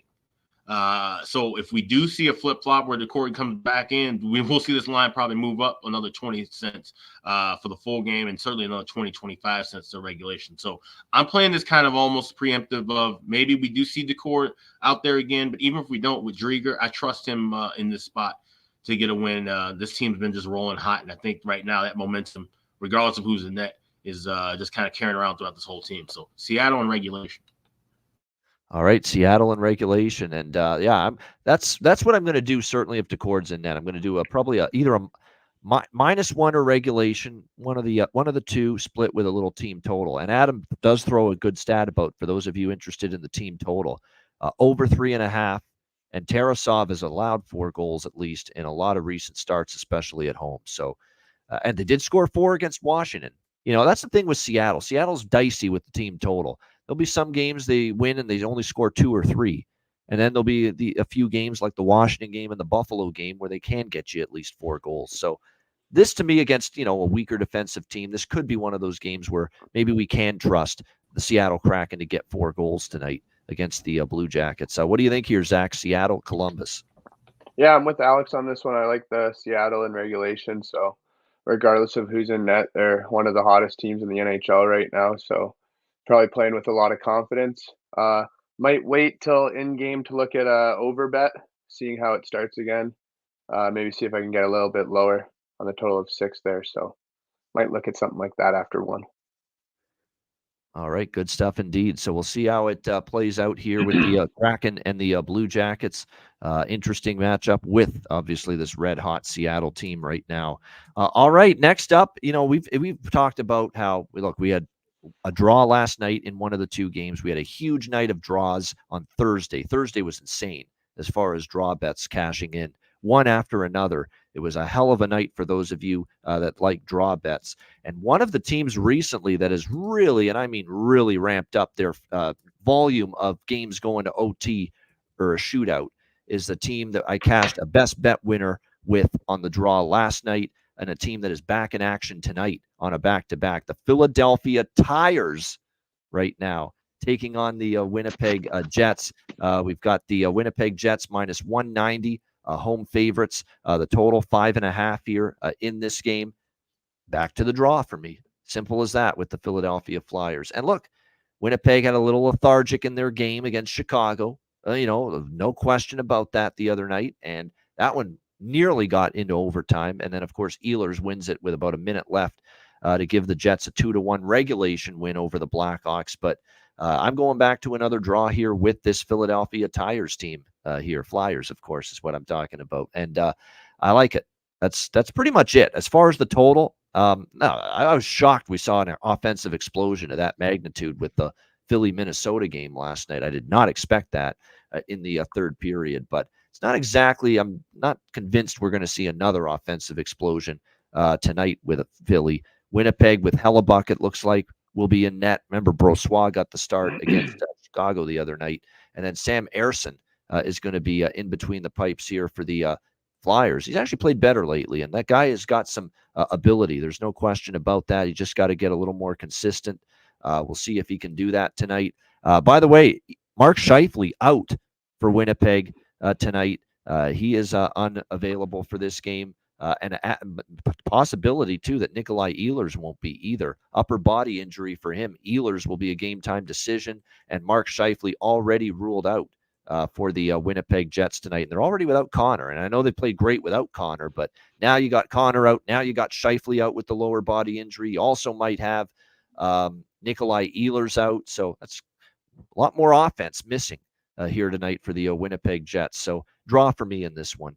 Alex, what do you think? Flyers, Jets? Yeah, definitely on the draw. I grabbed 350 this morning. You can actually shop around and find I'm seeing some 360s, 365 as well. And like I said, this just feels like it could be another one of these tight games. And the Flyers are definitely going to be one of those teams, because you call them the Tires. they definitely feel like they could be that kind of a team that's going to hang around in this wild card and Metropolitan Division race by getting a lot of extra points by games going past regulation. No one was expecting this team to even kind of be this deep into the race at this point. We all kind of thought this team would be more on the outside. Okay, another year away, another couple of years away. But this looks like a legitimate playoff team. And they're able to fight and grind against any teams. Like I said, showing that resiliency and they come back in a game last night against Minnesota. That's a game that the Flyers lose 4-2, 5-2 a couple of years ago. And we're definitely seeing that resolve so far. So I like the draw here. I think it's a good competitive game. And I think this might be a spot where we see the Flyers down a goal. We can take a shot with them to score and a shot for them at a bigger price to win the game live. So this will definitely be one I'll be watching and looking for some live looks as well. Yeah, definitely good. I mean, I'm definitely tempted. I'm leaning Flyers, actually, even on the back-to-back at this price with how resilient they've been with the injuries for Winnipeg. And I think, if I'm not mistaken, too, Philadelphia has played pretty well in Winnipeg. I'm just going to double-check on that, but I think they've had some decent performances here in this build. Yeah, Philly won in Winnipeg 4-0 last January when these teams met head-to-head. And Philly's actually won 3 of the last 5. And they, like I said, they won that most recent head-to-head battle in Winnipeg, and they were getting like the same price they're getting. Well, actually, it was plus 190 when they beat the Jets in Winnipeg last year. They're only plus 160 here tonight. But yeah, this is dog or pass for me. For as much as I respect the way the Jets are playing, they're banged up right now, and the Flyers are showing a lot of heart right now, a lot of resilience. What do you think here, Zach? Flyers, Jets? Yeah, it's a tough one. I think I'm going to wait to see the confirmation on if Ehlers is playing or not, because I think if they're missing him and Scheifele, that's pretty big on their offensive side of things. So might even look at little team over for Philadelphia, over 2.5 at like minus 110. Obviously, the Jets have been holding their opponents to a pretty low score, but I think Flyers are starting to find their offense a little bit more. And watch that game against Montreal the other night. And that was I know it was overtime, but that was one of the most entertaining overtimes I've seen in a minute. And Owen Tippett was just flying out there. So when he's on, their offense can be pretty deadly there. And with the new acquisition of Drysdale there, it looks like he's getting more opportunity every night. So might be something to keep on the train of the point prop for him as well. Probably be a good look. No doubt. Yep. Roll with it, baby. Steve Winwood style. Yeah, he had about like 6 chances in that overtime too against Montreal and couldn't find the back of the net, but I think the Flyers ended up winning in a shootout. Yeah, for all you young whippersnappers out there, look it up. Steve Winwood. What a hell of a musician that guy was. A great musical career for him. Awesome. Yeah, but Flyers and Jets, when you look at it, like I say, the draw is the clear choice for me in this one. And I like Jamie Drysdale. Why not? The guy does have a point in each of his first 2 games with the Philadelphia Flyers. So if it ain't broke, don't fix it. Could definitely see him maybe finding the score sheet once again tonight. All right, Arizona and Minnesota. We talked about how the Flyers are on a back-to-back. The team that they played, Minnesota, last night, is also on a back-to-back here again tonight facing Arizona. But no travel. It's back-to-back home games for the Wild. Minus 120. Home favorites for the Wild in this game. The total 6 pretty much across the board in this one. Actually, minus 130 in some spots, so make sure you shop around. As far as this, actually, it's closer to minus 120 and plus 100s on each side, so I will adjust the price accordingly. There we go. Back to the draw for me again with Minnesota. Minnesota's playing close hockey, and this is just that stretch of the card right now where I like a lot of draws, and this is probably another one here with the Yotes and the Wild. I don't trust Minnesota laying a price. I'd lean Arizona here in this game tonight against the Wild, but they have not played their best lately. They got absolutely mud stomped by the Calgary Flames in their last game, 6-2. However, that was the struggling Karel Vejmelka in net that night. You're probably going to see them go back, I would think, to Connor Ingram. Yes, Connor Ingram is confirmed. Philip Gustafson is potentially making his return as well for the Minnesota Wild. It looks like he's expected to make his return from injury tonight. But as we said with that, sometimes you get a little rust factor for someone that's been out for such a long period of time like he is. I might actually take Arizona in this spot, plus 100, now that I see, because I don't know if Gustafson if he's going to be at his absolute sharpest form. We saw what happened with Ottinger last night. First game back in a while, struggled. For me, Arizona or pass. I might add Arizona. I am already on the draw here in this one. Alex, Coyotes, Wild. Yeah, I'm sure the Wild probably would have liked to have gone somewhere else for the second of a back-to-back game, considering how damn cold it is here. But this is going to be a fun one. And I think, like I said, it fits under the draw season criteria. This is a division matchup. You've got an Arizona team that's playing better than expected, looking to grab points. A Minnesota team, we know this the style that they play right now. That's that shell defense. Even when they're trailing and trying to get back in games, they're still kind of having that heavier emphasis on defense. We're not seeing freewheeling kind of up and down style. And even with Arizona, they've been more defensively responsible, and they've kind of slowed their pace down compared to what we saw last year, what we saw early in this year. I think they're rounding themselves out into a more of a full kind of a spectrum team, if you will. The offense has been solid, but now they're being responsible defensively too. Ingram has been the biggest catalyst of that. He's by far and large their number one goaltender. So with him in net, I feel confident this game can be close enough where we can get a draw here. I would actually kind of lean toward Arizona, though, at this even money price. And this is one of those games. I'll be watching it for sure. Might try to grab something live, especially if the Wild they have a 2-goal lead. We know they're going to clamp up and shell in. That's where Arizona can really kind of utilize that little speed boost that they have, their kind of youth and skill. And I think they can find a way to come back and maybe even win that game. So definitely going to be a fun live game to have, but I'll have the draw in pocket pregame. All right, there we go. Alex liking the draw, as do I. What do you think here, Zach? Arizona, Minnesota. Yeah, I haven't really been on any games with the Coyotes this year. I'm still trying to figure them out. Some people think they're not doing better than expected, and some people think that they're right where they should be with how they've been developing their team. So just something that I've been watching a little bit more lately, but it'd be interesting to see if he gets to start net for the Wild today, because that's something to watch. It seems this year goalies haven't really had a good comeback their first game. So that'll be something to watch for sure. So I think I'm just going to hold off on this one, maybe catch a few periods of it. We'll see. Oh, man, it feels like a marathon run breaking down this card. We're at the last quarter. We're at the quarter mile right now with this card. We got 4 games left out of the 16 here on this slate. But just quickly on just Ryan Hartman, going back to him, and our guy Jordan, who's been on our betcast a couple of times before, who's watching, mentioned it earlier in the chat. Yeah, I agree. Ryan Hartman's the guy right now for Minnesota. For Arizona, I finally didn't cash for the first time since he's been up with the team. But I'm going to go back to the well of Dylan Guenther here tonight one more time for the Arizona Coyotes in this game. Yeah, we're doing the Lord's work, Josh. Much appreciated. Josh is another guy in the chat that's been on our betcast before. Big Avs fan.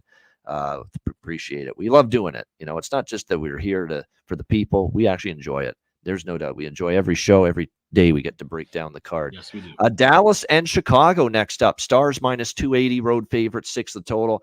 Hey, you can't have opinions and bets on every game, even for me, someone that's extreme high volume. And this is that one game where I've got absolutely zilch on this game. Nothing. I'm out with the first period overs now for Dallas, especially in this game with Chicago really playing that Katie bar the door hockey with all the injuries. They don't want to open it up. They want to play tight as a drum right now and keep this 2-1, 3-1, that kind of game. That's what Luke Richardson's wanting from this Chicago team right now. Dallas first period over is out of the question for me tonight, not involved. And even though Dallas first full game overs have been very good, I'm out there as well tonight, because I just feel that as this game goes along, Chicago's going to want to keep it low and slow, 2-1, 3-1. They don't want to get into track meets with anybody right now. And understandably, with Connor Bedard and several key forwards out like Beauvillier, Athanasiou, Nick Foligno, who just got re-signed, Tyler Johnson, of course, Taylor Hall's been out for a while. So they want to keep these games tight. I don't trust Chicago to win. I don't want anything to do with Dallas in a price range like this right now, especially with, it looks like back to Wedgwood, you would think tonight on the back-to-back for the Stars. Mrazek confirmed for the Blackhawks. Just an all-around pass for me. Alex, what do you think here, Dallas, Chicago? Yeah, I'm back on this first period over. And I mentioned this yesterday. I mentioned this earlier in the week, because of this particular spot is much stronger than any of the games that we had throughout this entire week. You're looking at just the history. We've seen 5 straight first period overs, 6 of the last 7. And like you said, you're talking about a Peter Mrazek who The Hawks are going to have to run into the ground because you can't trust Arvid Soderblom. It's his 4th consecutive start. We're going to start seeing him start to wear down. It's just like it was when we're betting that game against Winnipeg. He's making all these 10-bell saves. You're seeing him on his stomach, on his pads, rolling all over the place, trying to stop everything because the defense in front of him has been dog shit. And he's going to wear down at some point. So I think we see this game get out of hand. It could look like a carbon copy possibly of that 8-1 game we saw the last time these two teams met. So give them the first period over minus $1.30. I think Dallas can take care of that on their own. And I'll even take Dallas first period puck line as well. All right, there you go. Dallas first period puck line and first period over for Alex here against with the Dallas Stars and the Chicago Blackhawks. You might have convinced me to throw a couple bucks on that. Actually, the first period over. It's situation. Like I said, this game is not even predicated on the streak, and I mentioned that about how I said this goes 3-1, this goes 0-4. The streak is over, but there's still spots within the lineup. We're not going to be on it automatically, but there's still spots. This is certainly a spot, regardless of what happened this week, where I would be on this first period over. Yeah, I could see maybe a 1 or 2-0 after the first, and then it goes under because actually Chicago games have really slowed to a crawl scoring wise the later in the game it's gone. I remember the Edmonton game, was a perfect example of that earlier this week. Zach, what do you think here, Dallas, Chicago? I'm just going to play the total in this one, hit the over on 6. I think that Dallas is going to come out and score some goals. Hopefully Chicago can get a couple and push that to the over. Tyler Seguin, Matt Duchene, take your pick. Any of them. Duchene scored last night. They're good props. I mean, for Chicago, it's tough because they're not scoring a lot, but there's some good situations, like with Pitlick on the top line. Though I don't know if I trust him to be on the top line for 30 straight games and not have a goal. That's what I worry about a guy like Rem Pitlick here for Chicago. Blackwell cooled off a bit. We always mention Dickinson, but lukewarm thoughts on any Chicago props at the moment. All right, Islanders and Predators. We've got Nashville and the Islanders at minus 110 even money, both sides. 6 the total here, shaded to the over in this one. Obviously, Nashville last night played in Dallas. It's a back-to-back for them, but a victorious win for the Predators in Dallas, 6-3. Crazy game where it was scoreless into the second period, and then it was just an explosion of offense for the remainder of the game after that. We'll see if that continues here tonight. Islanders have the rest advantage. I actually think it sets up nicely for the Islanders, but I don't want to trust them fully and back them on the road here. And Nashville's actually just completely owned this team. I mean, 9 straight head-to-head victories for the Nashville Predators over this New York Islanders team. So I'm not involved in the side, but you do know what I am involved in. The New York Islanders, baby. You better believe it. Back to the draw. Once again, and this is a good draw candidate, in my opinion. Nashville in this spot against an Eastern Conference, non-conference opponent. Again, and these are two teams that they don't give a shit if the other team gets an overtime point. And that's the great thing. It was very much my thought process with the Philly-Minnesota game last night. Two teams in opposite conferences. Philly does not care one bit that Minnesota gets a point, and vice versa. Minnesota doesn't care one bit that Philly gets a point. Same thing here. They're in different playoff races, none affecting the other. So I like the draw here. Gus Busk props, pie guy, yes, 100% with that, even though he didn't come through the last game. So that's what I would be looking at here. Draw and also some Gustav Nyquist props in this game. Goaltending, let's see who it is. Sorokin projected, Saros projected. Islanders 3 straight overs again. Nashville, maybe the over as well. Maybe the over as well at 6. I like other totals more, but I might get there at 6, especially with it being 6, not 6.5 with over here. Isles Predators. And Saros hasn't been in good form. And obviously last night it was Lankinen. They gave Saros a rest for him to hit the reset button. But boy, it's been a rough go lately for Saros. And even if he's in net tonight, I'm still not convinced he'll play well because his recent form's not been great. And the one thing about the Islanders, say what you will about them, they've got flaws, but they can score goals. And they've shown you that much of the season. Alex, what do you think here? Islanders, Predators. Yeah, this is fascinating. I'm just kind of looking at this series history. Now, these are two teams that we often think about historically as defensive clubs. Of course, Nashville had Barry Trotz, had Pekka Rinne. They've always been a defensive team. We talk about the Islanders and the shutdown. They've also had Barry Trotz and that same kind of defensive system. But there's been a lot of overs between these two clubs. And just looking back, we're seeing 8-3 the last 11 meetings to the over. We're also seeing 6-3 the last 9 in the first period over. So some high marks considering these are two teams that aren't used to being in high scoring affairs. And now you have an Islanders team. It's probably the most offense and most, up tempo pace we've seen from an Isles club in quite some time. Going up against a Nashville team that plays much better at home than they do on the road. I like the over 6 here. I like Nashville. I got them minus $1.05. They have absolutely dominated in this series. They have won, 9 straight meetings against the Isles. And I also like the draw here. Of course, with the Thailanders and Nashville, like I said, team that, doesn't matter. They're not in the same conference, but they both need points in their own respective races. So I also would be taking a shot here with the correct score, 3-3. Why not? You got with an over 6 and a draw. That's something you want to play, even at the smallest of units, but something you want to have in pocket this time of year now. So 3-3 correct score, over 6, and the regulation draw along with the Predators to win the game. All right, there we go. I like it. The draw, Predators to win the game. We've got a correct score prop and the over, right? There you go, and the over. So lots of action here for Alex with Islanders Predators. I like that over too. I've talked myself into it. I mean, you're right. That cinches it for me, Alan.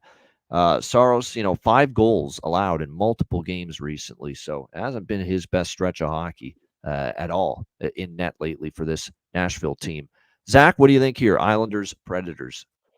Yeah, I'm gonna just ride with the Preds here. I think just based off history. I think they might get her done tonight. Maybe sprinkle a little bit on the draw here pregame. We'll see kind of where I'm at, but I'm gonna ride with the Predators and probably put a little bit on the over. All right, Predators and over for Zach here in this game. All right, Bruins and Blues next up here in this matchup. This was a Stanley Cup final way back in the day, and I'm talking way back in the day, 70s. We remember the great Bobby Orr goal that happened in that series, one of the iconic moments in NHL history. Boston minus 160, road favorites, 6 the total. It was actually a Stanley Cup final recently, too. 2019. Stupid of me to forget that. Yeah, a few years ago. Binnington and Berube with that magic run, magic carpet ride all the way to the Stanley Cup. So Jimmy Murphy was on our show, as he always is, on a Beantown Friday yesterday. He likes Bruins puck line. He thinks this is a spot for them to get things rolling. Rangers just scored, by the way. They're up 1-0 on the Washington Capitals now. But yeah, Bruins and Blues. You got this situation right now where the Bruins are struggling on this road trip. Although they haven't played like crap. They've played not the best, but they've been in every game. They had a chance to win every game against Arizona, Colorado, Vegas. They got the loser point in every game. All 3 games going past regulation. I am taking a shot, and I know Jimmy likes the puck line, which means obviously he doesn't think this game goes to overtime, but I'm going to sprinkle on the draw. I just have to with Boston right now. Boston's just been in a huge draw way right now. 3 straight have gone past regulation. St. Louis, they're off a 5-2 win against the Rangers.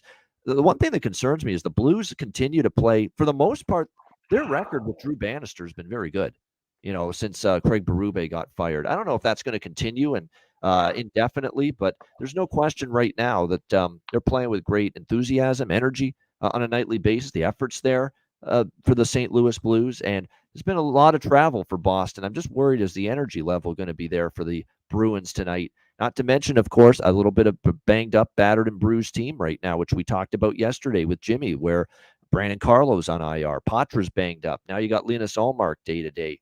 So some concerns there for the Bruins. There is some possibility that Ullmark returns tonight. He might be feeling better enough to return and start, but it's not confirmed as of yet. Jordan Binnington has been confirmed as the starting goalie for St. Louis. So I'm going to sprinkle a bit on the draw and really not a whole lot outside of that. What do you think here, Alex? Bruins, Blues. Yeah, it's not my favorite draw, but it makes sense to the last 3 meetings going past regulation. Like I said, this Boston team just kind of trying to find their own footing. I'm sure they would love to, put the screws to St. Louis, but like I said, the Blues have been playing well under Bannister, and this feels like it could be another one of those kind of tight contests. So it's not going to make my final probably card, but it's definitely the strongest lean I have here would be the draw. 2023-22, the last 2 seasons, Boston's made the trip to St. Louis, which of course only happens once every season. Each of the last 2, guess what? Overtime. Yep, both games went past regulation. 3-2 Bruins in overtime 2 years ago in St. Louis. 4-3 Bruins in a shootout last year in St. Louis. So, yeah, draw is the only bet for me here. What do you think in this one, Zach? Bruins, Blues? I only got one thing in play already, and that's Bruins and Pasta parlay. Pasta anytime goal scorer and Bruins to win the game. So I'd love some overtime and see Pasta bury one and not hit 2 posts like he did the other night or whatever it was. So that's kind of where my head's at. Just a little fun bet that I have going on. So that's all for me. All right, good stuff indeed. I will say this for props. I'm seeing that it could be once again, and he didn't score the other night, but if they're going to give me, something crazy like plus 700, 800 on Jesper Boquist on the top line for Boston with Zacha and Pasternak again, I'm going to take it because that's just a price you got to capitalize on. He did score 2 games ago. This would be his second straight on the top line for Jim Montgomery. They've lowered it a bit, but still plus 510. Is what I can get for Jesper Boquist tonight. I think still a very good prop to look at here tonight if he's going to be on that top line spot again. All right, we have gotten ourselves to the final game of this massive 16-game card with all 32 teams in action. And it's a pretty good game. Calgary Flames and Vegas Golden Knights. We've got Vegas minus 135 home favorites in this game. The total currently 6 across the board, shaded to the over at minus 120. Vegas, we know they've been struggling, no question, but certainly a much-needed confidence booster, if you will, with that victory against Boston, 2-1 in overtime, a team that had only gone 2-7 in their 9 previous games before that overtime win against the Boston Bruins. We will see if they can follow that up with another strong showing here tonight against the Calgary Flames. I'll tell you what, Calgary, though, they've won 2 in a row. Now, you could question the level of competition. Ottawa at home, who are in a terrible slide right now. Arizona on the road, they haven't played nearly as well. They're lighting up the scoreboard, Calgary. That can't be denied. If you look at their last 6 games, they have scored at least 3 in 5 of the 6 games. Or actually 6 of their last 7 games, they've scored at least 3 goals. So this Flames offense, and it's Sharon Govich, Zary has been good. Coleman's been on fire lately. You should be going to the All-Star game. Who? Coleman instead of Lindholm. I agree with that. What's Lindholm going for? A lot of people say that. I agree. Coleman's been better. He's leading the team in goals. Yeah. Probably shorthanded goals. He has a wild plus-minus for a team that's not a positive team. Yeah. Yeah, I agree with that. I think he can make a case. I mean, that he deserves it more than Elias Lindholm. That's for sure on the Calgary side. There's no question. Calgary's actually, and Calgary, they beat Nashville and Minnesota on their road trip, but they did lose to Philly and Chicago. So a little bit of good, a little bit of bad the last time we saw them on the road. They did start this road trip with a win at Arizona. Can they follow it up here? Vegas hasn't won back-to-back in quite some time. I can tell you that right now. So even though they did beat Boston, when's the last time they've won 2 straight? You got to go back to December 10th and 12th. The last time they were on any kind of win streak. That's a month ago, And since that time, they beat Calgary in overtime at home here in Vegas 5-4. They lost the next game to Buffalo. They beat Ottawa, Vegas 6-3. They lose at Carolina the next game. They beat LA 3-2. They lose in the Winter Classic the next game against Seattle. So stringing wins together has been tough. I lean Calgary here, but I'm just figuring out what do I prefer here. I prefer Calgary. I don't know about the money line because Calgary can give up goals sometimes. They're scoring them right now. Maybe the team total I prefer a little bit on the Calgary Flames here. Now we might finally, at long last, see Aiden Hill get the start here in net tonight for the Vegas Golden Knights. Now we'll have to see because we've been down this road before where it looked like he was going to come back a couple games ago and he was a late scratch and didn't end up starting for the Vegas Golden Knights. He's projected but not confirmed. We expect Jacob Markstrom for Calgary. Yuri Patera is banged up day-to-day right now with an undisclosed injury. He didn't even dress for the game against Boston the other night. And, of course, Logan Thompson is the other goalie. He is available, but there's a chance Hill returns. But, again, with Hill, as much as we like him, and Alex got to meet his pops, of course, when they had the dad's trip in Minnesota, and he's been great as a member of the Golden Knights. And he was playing pretty decently before his injury. It's that old theory of how sharp and effective is he going to be when he's been out this long right now for the Vegas Golden Knights if he does start tonight. So I've ended up probably grab a little Flames team total, but I like first period over. I'm going to stick to my guns with that, even though we saw Vegas the last game, stay under in the first period. It was a tight, cagey game with Boston, the last game that they played, and they haven't been necessarily a huge first period over team. The Colorado game also was a very low-scoring start to that game. We haven't seen a Vegas first period over cash until that 5-2 victory against the Islanders. That's the last first period over. Calgary's been a first period over machine lately. There's no question. So I'm going to go first period over and a smaller piece of the full game as well at 6. But just like with the Arizona game, I feel a little bit better about the early part of the game, the first period having the over cash with more goals in that opening 20 minutes. And keep in mind, when they played in Vegas, guys, last time, Flames versus Golden Knights, it was 5-4. It was up and down the ice in that game, and it was a 5-4 win for the Vegas Golden Knights in overtime, by the way. And we've had 2 games go to overtime, so I'm going to not my favorite draw, but when you see both of the previous head-to-heads go to OT this year, Calgary and Vegas, got to sprinkle on the draw a little bit. Alex, what do you think here, Calgary, Vegas? Yeah, well, you led right into it. I like the draw here. You had last 2 meetings go to overtime. You mentioned about the last time that the Knights had back-to-back wins. It came against the Sharks and then the Flames, December 10th, December 12th. Both of those contests going past regulation.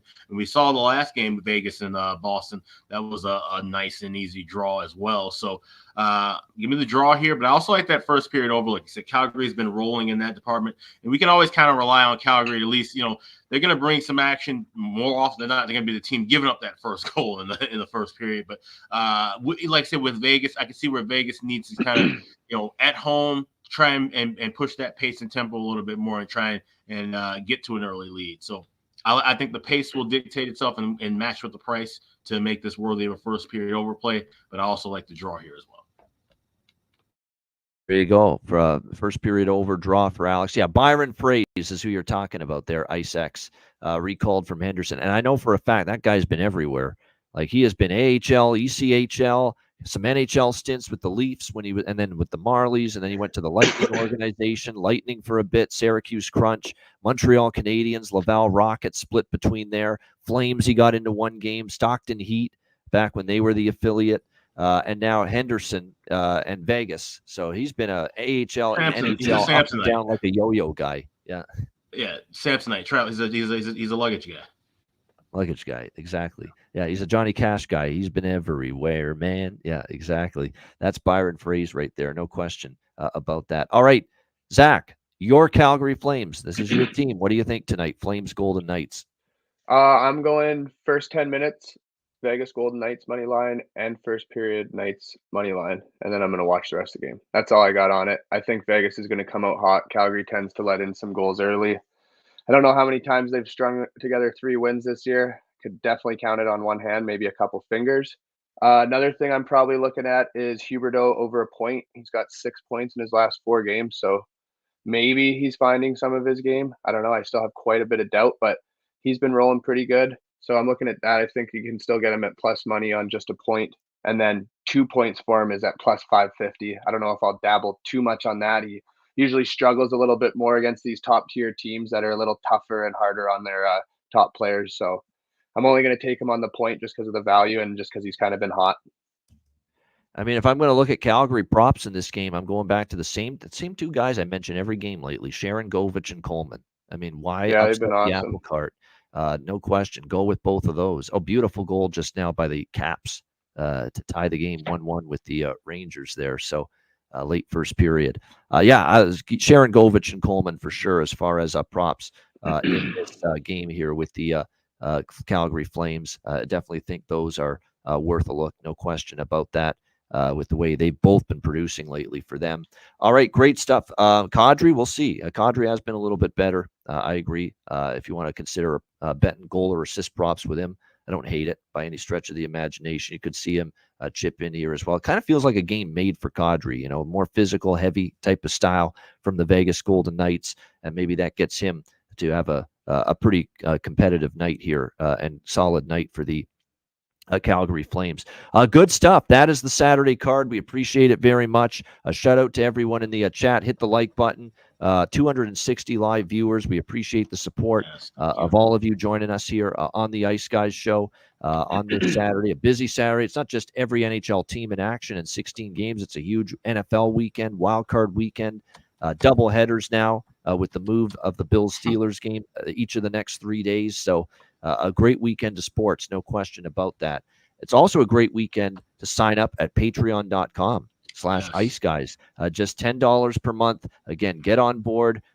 Exclusive content there. Our daily sides, totals, and player props you can find there, as well as goalie charts, totals charts, and all bonus content, exclusive videos and shows coming later in the new year as well. We've already got some great ideas in mind for theme shows and videos that we will be recording and posting exclusively for our Patreon Ice Guys members and subscribers. And again, the $10 per month that you contribute each month on Patreon, signing up for that will help keep this show going for the long run here. And we enjoy doing it. So we appreciate the support. $10 per month, sign up. And of course, the live betcast, exclusive betcast on Patreon coming up at the end of January. We are looking forward to that. It's a date to be, well, we know what the date is already, Alex and I. We're keeping it a secret. We will let you know. How you're going to find out is our Patreon members, the day of that betcast, are just going to see the YouTube link posted on the page. And that is how you know we're going to have a betcast that night. So looking forward to that. So sign up, patreon.com/Ice Guys, just $10 per month. And again, we will have an exclusive Ice Guys live betcast available only on Patreon coming up later in January. And in the meantime, before that, we have our main Ice Guys live betcast, which is on Tuesday night this week, January 16th, 7 p.m. Eastern. Again, it's going to be a fun time, as always, watching the games, betting the games, throwing back some beers. It's always a lot of fun on the Ice Guys live betcast. Tuesday night, 7 p.m. Eastern. DM or email me or Alex for a spot on the betcast, and we will make sure we get you the link for it. We're going to have Maddie Robinson joining us. We've got some other people planning on joining us. Zach might be able to join us for a bit Tuesday night. How's that looking? Are you going to be able to pop in Tuesday night? I think we're going to try and make it happen, so I'll be able to let you know at the end of the weekend here, but it's looking pretty good. That's awesome. So there you go. Zach might be popping in for a bit Tuesday night, January 16th. Make sure you join us for that. And make sure you get some gear and merch as well over at iceguys.myspreadshop.com. Yeah, and this is a perfect time to do it because it's free shipping for the next 4 days. As soon as you go to iceguys.myspreadshop.com, you'll see there on the link. Just hit this little button that says redeem, and whatever you add to your cart, it'll automatically qualify you for free standard shipping. We got all the draw season merch. I saw some people in chat mention that. Those hoodies are super comfortable. And as cold as it is right now in most of North America, you definitely want to get a hoodie. So we got a lot of great ones to grab right now. That's at iceguys.myspreadshop.com. All right, great stuff. It is time for Bargain Bin Special of the night. And obviously, we've got an absolutely gigantic slate to choose from. Alex, we'll start with you. Have you gone to the bargain bin and found anything of your liking? I did. Yeah, I didn't have anything last night, but I do have something tonight, and it's right up the street at XL Energy Center. I am going with Marcus Foligno of the Minnesota Wild to get a goal tonight.